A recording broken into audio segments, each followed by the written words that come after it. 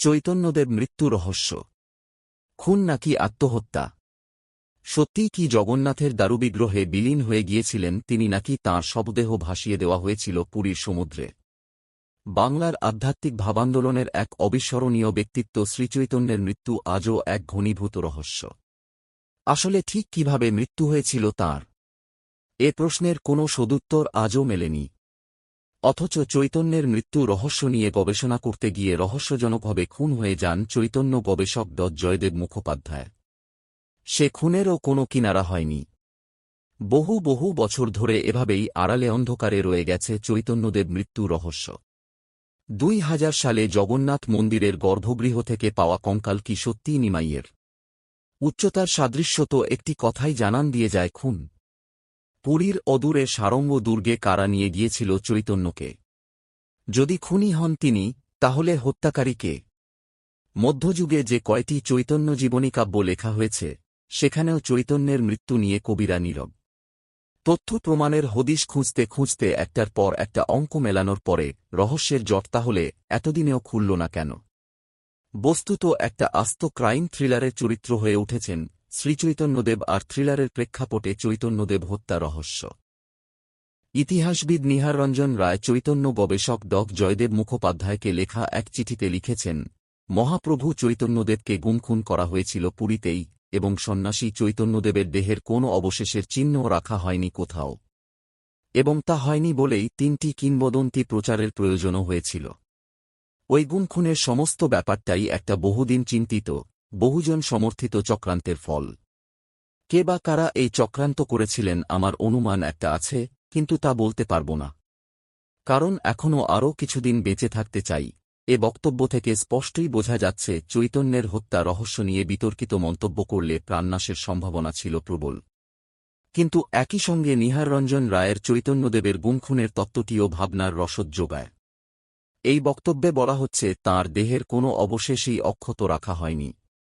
কিন্তু ২০০০ সালে archaeological survey of ইন্ডিয়ার পক্ষ থেকে কয়েকজন প্রত্নতাত্ত্বিক জগন্নাথ মন্দিরে সংরক্ষণ করার সময় মন্দিরের গায়ের এক প্রাচীরের মধ্য থেকে খুঁজে পায় এক অস্বাভাবিক লম্বা মানুষের কঙ্কাল, উচ্চতায় যা প্রায় ৬.৫ ফুট। অনেকেই সেই সময় মনে করেছিলেন যে বিভিন্ন কাব্যে, জীবনীতে চৈতন্যদেবের যে উচ্চতা সম্পর্কে জানতে পারা যায়, তার সঙ্গে সেই কঙ্কালের তো আশ্চর্য মিল। তাহলে কি সেই কঙ্কাল চৈতন্যদেবেরই? এ প্রসঙ্গে বাংলা ভাষা ও বাঙালির ইতিহাসকার Dineshchandra Sen Chaitanya and his age বইতে প্রথম লেখেন যে মন্দিরের মধ্যেই চৈতন্যকে গুম-খুন করার পরে মন্দিরের ভিতরেই তাঁর মৃতদেহ পুঁতে ফেলা হয়েছিল। মাটি খোঁড়া এবং তা আবার আগের মতো স্বাভাবিক অবস্থায় ফেরত না আনা পর্যন্ত সেই সময় কাউকেই মন্দিরের ভিতরে ঢুকতে দেওয়া হয়নি। সম্ভবত রাজা প্রতাপরুদ্রের অনুমতিক্রমেই তাঁরা মন্দিরের দরজা বন্ধ করে দিয়েছিল। একইভাবে দীনেশ সেন তাঁর বৃহৎ বঙ্গ বইতে তিনি লিখছেন, সেদিন অপরাপর দিনের ন্যায় বেলা ৩টার সময় গুন্ডিচা বাটির দরজা খোলা হয় নাই। চৈতন্যর পার্শ্বচরগণ মন্দিরের দ্বারে ভিড় করিয়াছিলেন। কিন্তু ৮টা রাত্রিতে দরজা খুলিয়া পাণ্ডারা বলেন মহাপ্রভু স্বর্গে গমন করিয়াছেন, তাঁহার দেহের আর কোন চিহ্ন নাই। বেলা ৩টা হইতে রাত্রি ৮টা পর্যন্ত সেই গৃহে পাণ্ডারা খিল লাগাইয়া কি করিয়াছিলেন? মন্দিরের মধ্যেই দেববিগ্রহের প্রকোষ্ঠ সংলগ্ন বৃহৎ মণ্ডপের এক কোণে তাঁহাকে সমাধি দেওয়া হয়। প্রতাপরুদ্রের অনুমতি লইয়াই সম্ভবত ঐরূপ করা হইয়াছিল, যেহেতু উক্ত পুস্তকের একখানিতে লিখিত হইয়াছে, বহু পুষ্পমাল্য সেই মন্দিরের গুপ্তদ্বার দিয়া তখন লইয়া যাওয়া হইয়াছিল। পুরীর পাণ্ডাদের মধ্যে আরেকটি ভীষণ প্রবাদ প্রচলিত আছে, তাহা আমি তথায় শুনিয়াছি। জগন্নাথ বিগ্রহ হইতেও চৈতন্যের প্রতিপত্তি বেশি হওয়াতে পাণ্ডারা নাকি গোপনে তাঁহাকে হত্যা করিয়াছিল। অদ্ভুতভাবে সেই কঙ্কাল পাওয়ার পরে তা নিয়ে কিন্তু খুব বেশি চর্চা হয়নি, এক অদৃশ্য সুতোর টানে সমগ্র ঘটনাটাই চাপা পড়ে যায়। সংবাদপত্রগুলিও ওই ঘটনা ছাপতে অস্বীকার করে। কিন্তু কেন? সন্দেহ থেকেই যায়। তবে হত্যাই যদি হয়ে থাকে, যদি সত্যিই চৈতন্য খুন হয়ে থাকেন, তাহলে সেই খুনের মোটিভ কি? অনেকেই বলেন পাণ্ডারা মনে করেছিল শ্রীচৈতন্যদেব নাকি সুলতান হুসেন শাহের চর, মুসলমানের চর। ফলে হিন্দুত্বের জিগির তুলে তাঁকে হত্যা করে পাণ্ডারা। আবার অনেকে বলেন এই হত্যার পিছনে দায়ী ওড়িয়া ও বাঙালির বিবাদ। জয়ানন্দ মধ্যযুগে শ্রী শ্রী গৌরসুন্দর নামে যে কাব্য লিখেছিলেন তাতে তিনি বলছেন যে রথের সামনে নৃত্য করতে করতে ইটের টুকরোয় আঘাতে তাঁর পা ক্ষতবিক্ষত হয় এবং পরে সেই ক্ষত থেকেই ধনুষ্টঙ্কার রোগের কারণে শ্রীচৈতন্যদেবের মৃত্যু হয়। জয়ানন্দের চৈতন্যমঙ্গল কাব্যেও এই ঘটনা বর্ণিত আছে। জয়ানন্দ তাঁর কাব্যের এক জায়গায় লিখছেন, আশা বঞ্চিত রথ বিজয়া নাচিতে ইটাল বাজিল বাম পায়ে আচম্বিতে। চরণে বেদনা বড় ষষ্ঠীর দিবসে সেই লক্ষ্যে টোটায় শয়ন অবশেষে। এখানে রথযাত্রার সময় ইটের আঘাতে ক্ষতবিক্ষত পা নিয়ে টোটা গোপীনাথের মন্দিরে ছিলেন এবং সেখানেই সেপ্টিসেমিয়া রোগে আক্রান্ত হয়ে তাঁর মৃত্যু হয় বলে ধরে নেওয়া যেতে পারে। আবার ঈশ্বরদাস তাঁর চৈতন্য ভাগবতে লিখেছেন যে চন্দনযাত্রার সময় ভাবাবিষ্ট চৈতন্যদেবের হাত থেকে চন্দনের পাত্র পড়ে যায়। জগন্নাথকে চন্দন দেওয়ার সময় তিনিই জগন্নাথের ব্যক্ত শ্রীমুখে প্রবেশ করেন এবং ক্রমে ক্রমে জগন্নাথের দেহে লীন হয়ে যান। বিভিন্ন ওড়িয়া গ্রন্থেও শ্রীচৈতন্যের এইরূপ লীন হয়ে যাওয়ার কথা স্বীকৃত হয়েছে। এই জগন্নাথ বিগ্রহের সঙ্গে লীন হয়ে যাওয়ার সঙ্গেই পুরীর মন্দিরের গর্ভগৃহে চৈতন্যকে বন্দী করে মেরে ফেলার কাহিনীও প্রচলিত রয়েছে।